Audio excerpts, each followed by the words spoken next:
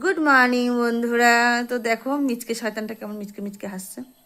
তো আজ প্রায় এক সপ্তাহ পর সোনাই স্কুলে যাবে, আর আমার মনটা একটু খারাপ। তার কারণ হচ্ছে এখন স্কুলে যাবে, আসবে সেই 3টের সময়, আমাকে একা একা থাকতে হবে। এই এক সপ্তাহ ছিল আমার সঙ্গে।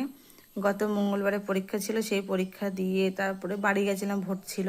তারপরে মাঝখানে ঘুরতে গেলাম, স্কুলে যাওয়া হয়নি। তো এই এক সপ্তাহ পরে ভোটের স্কুলে দিন যাবে। বাড়িতে আর আসলাম, তারপর কালকে 30 তারিখে গেছিলাম দীঘা। হুম তো এই এক সপ্তাহ আমার সারাক্ষণ আমার পায়ে পায়ে চলতো, ঝগড়াঝাঁটি, মারপিট, কত কিছু হতো। তো যাই হোক, ভীষণ মিস করবো সোনাকে।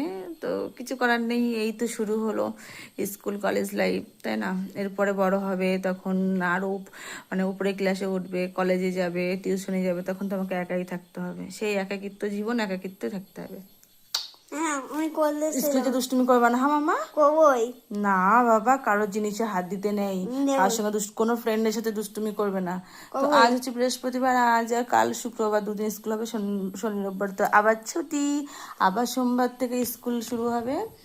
তো যাই হোক, তোমরা সবাই একটু আমার সোনাকে আশীর্বাদ করো, পড়াশোনা করে যেন মানুষের মতন মানুষ হতে চাকরি। পারে, চাকরি করতে পারে।